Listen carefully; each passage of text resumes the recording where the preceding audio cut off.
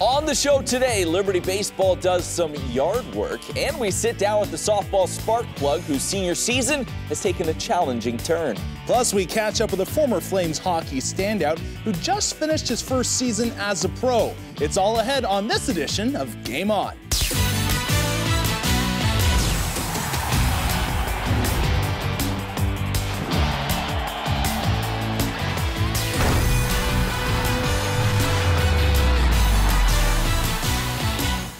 What is up? It's that time again. Time for the show that covers Liberty athletics like no other, as well as bringing you encouraging and inspirational stories of faith. This is, if you don't know by now, Game On. As always, he's Rhett, I'm Matt, and Bobby Bolig will join us in just a bit. You know, Matt, I think it's safe to say that it's been a cold spring for most of the country. This past weekend, though, it started to turn. The warm weather came out. The birds started to sing. Baseball weather has finally arrived. Finally, the Liberty Flames enjoyed every bit of that baseball weather, by the way, as they hosted Charleston Southern for a 3-game series. The Flames trying to remain in the top tier of teams battling for the Big South regular season title, and their performance would certainly help. After winning the first game of the 3-game series, the teams will play a doubleheader on Saturday, and what a day it was for junior Trey Todd. That's a first-inning Oppo Taco as he delivers his 6th home run of the year. Liberty would go up 2-1. In the 5th, Dylan Allen. Check out the safety squeeze, and DJ Artis getting up close and personal with the umpire there.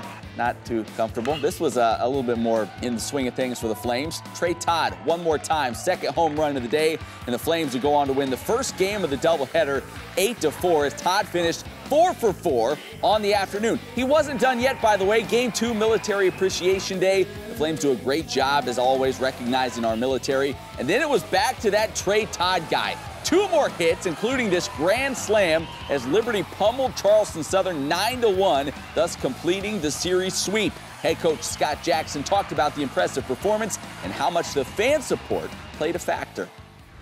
We did some really good things. I thought our guys were really good with 2 strikes and moved some balls and got some big 2-strike, 2-out hits. And, you know, Trey Todd was unbelievable this weekend. So just credit to our fans. I thought our fans were great. I mean, anytime you play a doubleheader and they can help with the energy, you know, in the second game and the first game as well, I mean, it's all important. So, you know, to have that from our fans was great this weekend. So tip of the hat to them because they helped quite a bit.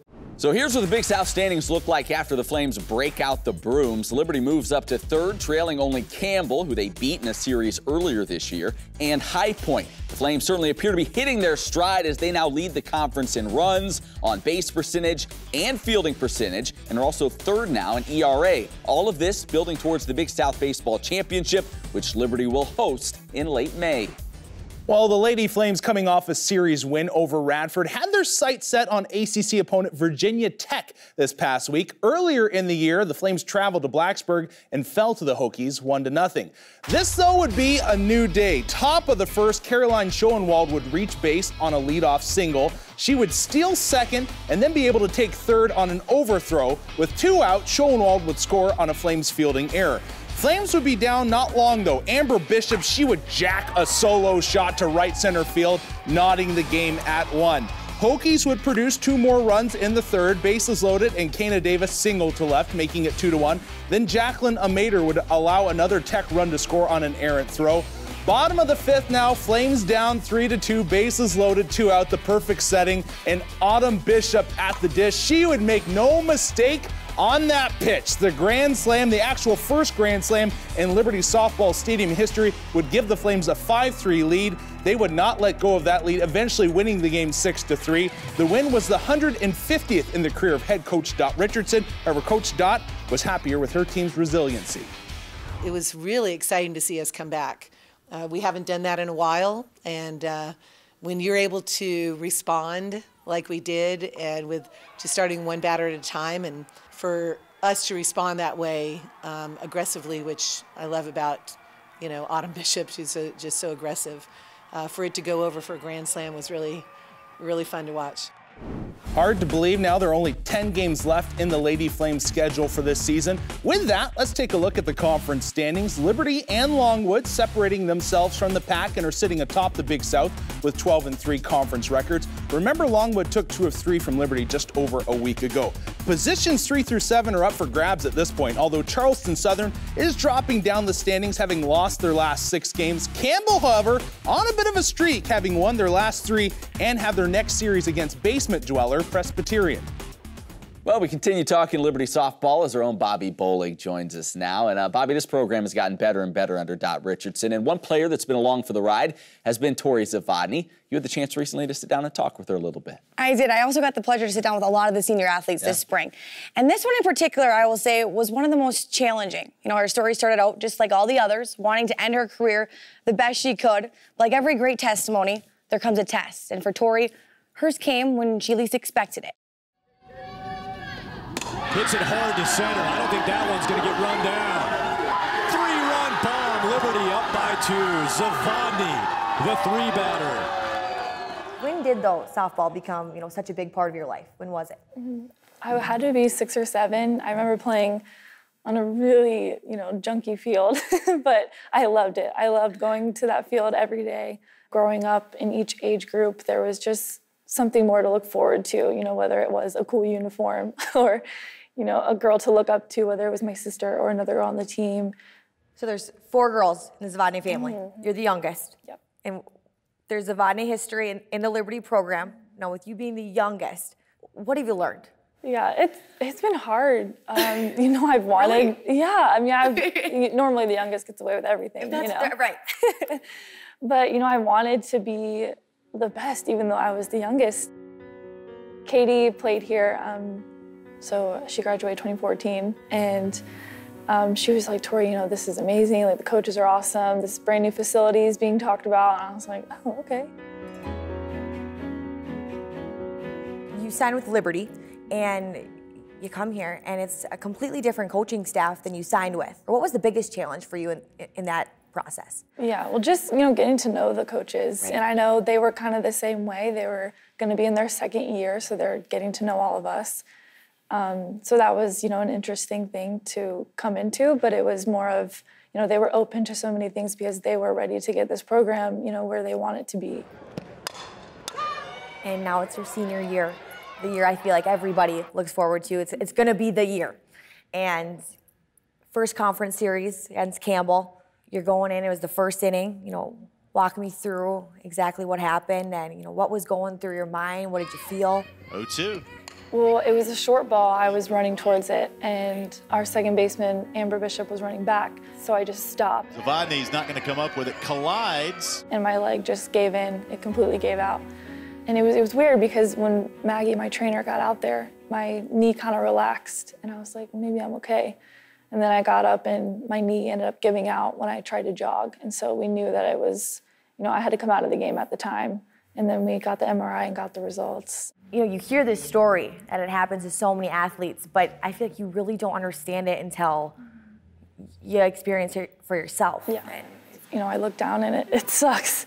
It's terrible to look at it, but the Lord's love is so overwhelming, and there's a purpose for all this, and there's a plan, and I know that. And my teammates are telling me every day.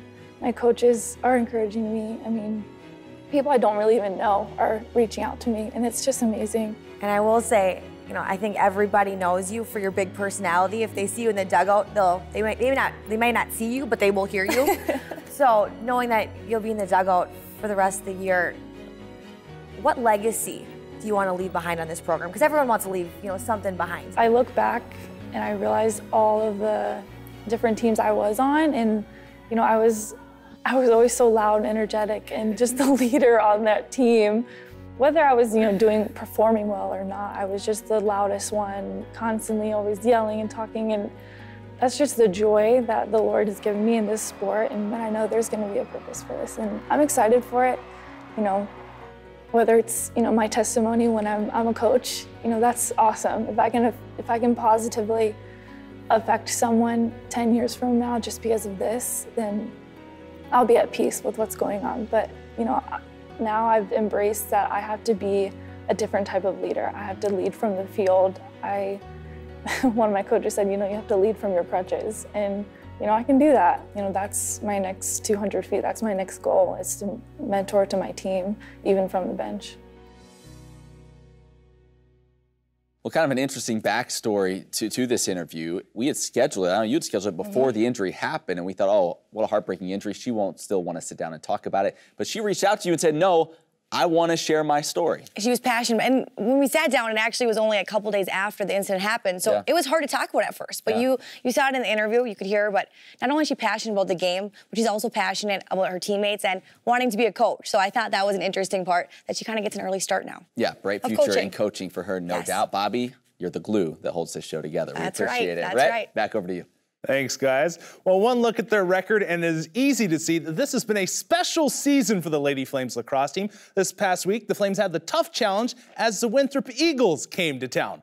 Let's get down to the nitty-gritty in this one. Liberty up 1-0. The Eagles would go on to score 4 straight goals. That would cause Coach Nangle to bring in Catherine Widrick in goal to stop the bleeding. Hannah Quass would tally a mark less than a minute later that would cut the deficit to 2. Now, final minutes of the first half, Flames down 6-4. Foster and Joyle would score back-to-back goals that would even up the match 6-6 at the half. Last 20 minutes of this one would be just a defensive matchup. Toscano would score, tying the game up at 10s. Moments later, Jenna Joyle would get the third of her day to put Liberty on top 11-10. Winthrop, however, would not back down. Clark on the free position attempt would bury to tie things up. 3:31 remaining in the game, and Mia Toscano would be the hero. Her goal would put Liberty on top 12-11, giving Liberty their first victory over Winthrop since 2013. Well, turning our attention to tennis, before the Big South Tournament play began, the conference released that Flames coach Derek Swan was the 2018 Big South Men's Tennis Coach of the Year. Swan is just the second ever Big South Men's Tennis Coach of the Year in program history. In just his first season with LU, the Flames saw a 5-win improvement. Swan also led the Flames to their first ever 4-0 start in conference play. Congrats to Coach Swan. Sticking with the men's tennis team, they would be the 4 seed in the Big South Tournament, taking on the 5th seeded Longwood Lancers. We head to doubles action, where the Lancers' #2 duo of Jorge Godoy and Valentin Papuski would take it to the Flames pair of Chase Burton and Sam Matheson, winning 6-0. Flames trailing 1-0 after the doubles portion looked to be in fine form, though, during singles play. The Flames pointer would smash Godoy 6-2, 6-1, and then Gutierrez would take down Sakai 6-1, 6-0, and this would be followed by Burton winning as well, putting LU up 3-1. Then the Lancers would catch the momentum bug, taking the #1 match followed by the #6 match. It would all come down to Julian Farthing and Vince Salas. Farthing, though, for Longwood, just seemed to have Salas's number this season. Battling for the outcome of the match, this would win the whole thing. It would be Farthing once again besting Salas and moving the Lancers on to the next round. Well, let's head to the links, shall we? The Liberty golf team has moved up the national rankings all the way to number 46, which is the highest ranked golf program in the state of Virginia. But a good showing at the Mason Rudolph Championship may have them primed to climb even further. The Flames finished in 3rd place at the tournament in Franklin, Tennessee, trailing only #4 Vanderbilt and #7 Alabama. Florida entered the tournament ranked #6, and Liberty beat them by 6 shots. Individually, Irvin Chang would lead the way for the Flames, shooting even par for the event. Next up for Liberty is the Big South Championship, which they enter as the #1 seed. Over in the pool, it was quite the honor for junior swimmer Alicia Finnegan. She was named the CCSA Women's Swimmer of the Year following a campaign that saw her make 3 podium appearances at the CCSA Championships and compete in both the 100 and 200 fly at this year's NCAA Championships. The Sugar Land, Texas native is just the 2nd Liberty swimmer to ever earn the Swimmer of the Year honor. This comes after she already earned the Elite 90 award, which goes to the swimmer at the NCAA Championships with the highest GPA. Safe to say, she's running out of room in the old trophy case. Well, coming up, meet a former Liberty hockey player who didn't have to travel far to find a home in the professional ranks. Plus, I'll unveil this week's Warm, Hot, and in Fuego. Don't go anywhere.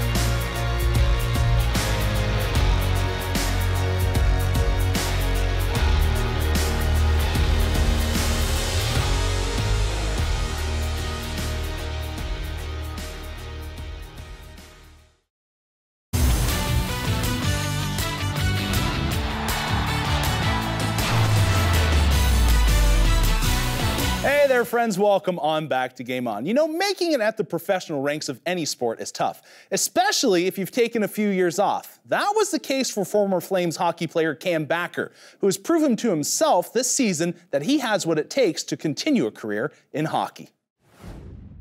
Cam Bakker enrolled at Liberty, envisioning his hockey career in the red, white, and blue as a goal-scoring forward. However, that dream would change quickly. The Flames would utilize Cam as a defenseman, a change that would work in Cam's favor as he's now playing professionally in the SPHL. When I came to Liberty, it was my first time playing defense. So it's always been a growing process for me over the past few years now. So I'd say my defensive game has started to become more sound. His ability to adjust and adapt would bode well for him as he entered the professional ranks. It's a different atmosphere, I would say, is probably the biggest thing, because you know, we're all there as a job. Every day you got to show up to practice and you got to perform to keep your spot. So my first game was it was a wild one, taking a lot of stuff in, and you know, happened to get into my first fight, which didn't turn out so well for me. But the second game, I think we were at home, just having the guys tell you, like, you make a pass or, you know, keep the puck in at the blue line, just the guys on the bench going, like, good play or something, really kind of, you know, settled me down. So the first couple weeks was me trying to wrap my head around all the different plays they had, getting to know, you know, who plays like what. And from there, then it's just trying to get comfortable, you know, in the surrounding, which for me, it took probably a week or two. The process could have been longer. Fortunately, though, for Cam, he landed only 50 miles west of Lynchburg in Roanoke. It was huge for me, coming back to a place that I already relatively knew. So when Roanoke had given me the call, I was super excited, and they were super excited to have me, which made it that much better. While Cam has fit in seamlessly to his new environment, he knows that the support his family provides is a key reason for his success. Well, my mother texts me almost daily, hourly, pretty much. So she's been really good about it, really good support for me. And then we have the farm back home, so my older brother every now and then will chime in and tell me he's watched a game and stuff I can work on and stuff. You know, it's been an absolute blessing, and thank God every day for it. A solid foundation in what promises to be a lengthy career for a former Flame. Great job on that, Rhett. Oh, thanks. Nicely done. Time for Warm, Hot, and Fuego, part of the show where we take a look at the top 3 Liberty athletes over the past week. We've had a number of great performances here the last month or so, and it feels like they're just getting better and better as we get deeper into the spring. So tell us who your picks are for this week, beginning with Warm. Yeah, let's start off with Warm here. Women's lacrosse once again, and we're going to start with Kat Widrick, the goaltender. You know, she came into kind of a hairy situation there in that Winthrop game. They're actually down by 3 when she came in, and Winthrop was on a roll, but when you've got a goaltender that communicates with the defense, and in lacrosse, it's, you know, you look at a goaltender, oh, they only had 6 saves, like what's going on? They get scored 10 on. It's not a game really so much about stopping as it's more directing your defense, and you can hear her in interviews. She just talks about how her main focus in the game is commanding her defense, and, you know, I'm going to be a little stereotypical here. Okay. She's a redhead, so I think she'd bring some fire on the back end. I think she would just be like commanding your troops, you know, get over there, cover that spot. Does a great job too of you know, breaking down passes when they try to come back from the X out in front. So she had a great game, and her team went on to win, first time in a while that they had beaten Winthrop. And Winthrop historically is a really, really good lacrosse program. A couple years back, they were 8-0 in conference play. So Flames on the rise right now. Yes. Great season for them. All right, for more now, we go to Hot. Hot here, Autumn Bishop. And, you know, a lot of people look at Amber and they see her power. You can't forget about Autumn. No. She has 5 jacks this year. She has been fantastic. Really just a disgusting season kind of statistically. It's been great. 385 average, 38 runs scored, leads the team, 17 bases on balls, leads the team, 5 home runs, like I said, 448 on base percentage. So statistically, she is having the best offensive season at the plate than all of her peers. She has been the go-to hitter so far this season for her. The best of the Bishops. Both of them are good, and obviously that team, that lineup up and down has been very effective this year. Finally now, speaking of effective, in Fuego, I think this was an easy decision this week. It was. It really was. Baseball, Trey Todd, you were talking about this guy earlier. What a weekend, buddy. What a season, really. Seriously. You know, I got this video. This is from the first game of VCU where he had the bat flip. He brought the attitude right out of the start of the season. And really, it's just stuck with him all year long. 5 runs, 8 hits, 6 RBI in that series against Charleston Southern University. Leads the nation in walks. So this guy can smoke it. Like you said, he had 3 home runs in that series, but he's got a great eye at the plate. He's taken pitches. He is so hard to get out right now for the opposition. So it's just been so much fun to watch him play. And you have to think DJ Artis has to love this too, because usually he's the guy that teams will focus in on. But now, you know, you got a little bit more support in the lineup as well. So it's just making life easier on all 9 of them. Bonus stat for you. In the Big South, 4 of the top 5 players in walks this year, Liberty players. They can find a way to get on base. Trey Todd, the best of the bunch. Sweet. Great job, Brett. Thanks. Hey, still to come, we tell you about one Liberty Club team that took home a national title, and a former Lady Flames basketball star gets her first shot at running her own program. That's when Game On returns. You might have heard some things about Liberty University, like how we're just a little Christian school in the middle of nowhere. And there's nothing to do here. I mean, come on. You know us. Boring. Boring? Yeah. They say we don't work as hard, think as hard, try as hard. I object. The truth is, well, we might surprise you.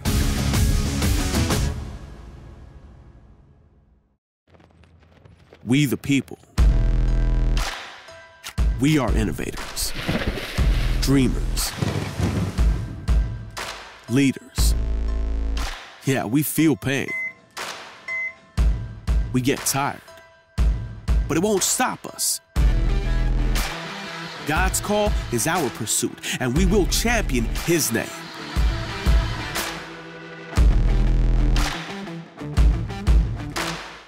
I used to watch the medical shows on TV when I was younger, and I wanted to be like the doctors and the nurses. There was a point in my nursing career that I was ready to go back. My husband and I love to go on mission trips, and we've been on a few medical mission trips. And I believe that the FNP DNP degree will really open up the door on the mission field a lot more. I think there was a few things that stood out on this campus, how much the faculty truly cared for us as students, wanting us to succeed in pursuing higher education. Welcome to Liberty University. We are so glad that you are here. We hope that while on campus, you will experience God's goodness and recognize His abundant blessings and faithfulness. From our thriving academics with over 200 programs and our close-knit community to our state-of-the-art facilities and residence halls. You will see that the Lord is integrated into each part of this university. Fun and excitement also await you here as you attend football games, basketball games, concerts, campus community, convocation 3 times each week, and much more, while developing relationships that will last a lifetime. Each of us has a different path during our time here, but we have at least one thing in common. Not leaving this university the same as when we came. I love this school. I love this school. I love this school, and I hope you will too. Welcome home. Welcome home. Welcome home.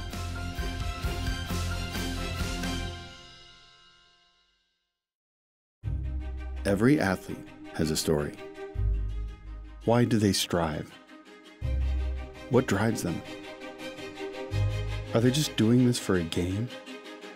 Or is it about how this struggle changes them? We are here to ask those questions. We are here to tell that story. We are Game On.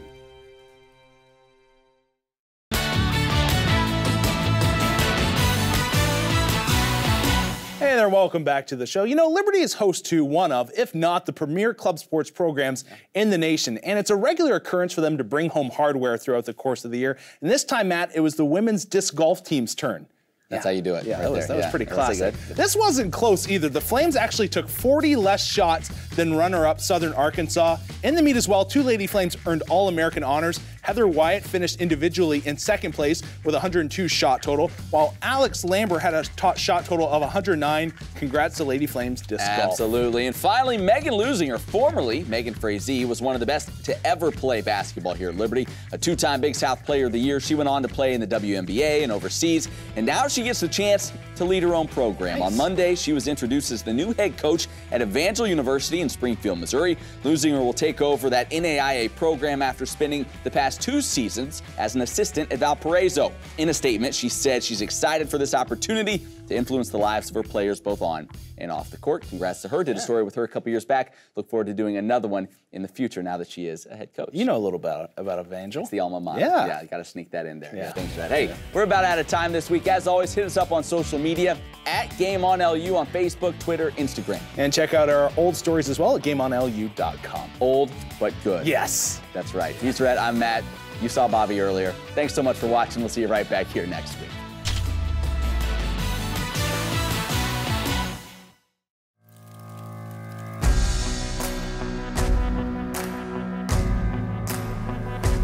Judgment Day, it's coming. Judgment Day, it's coming. Judgment Day.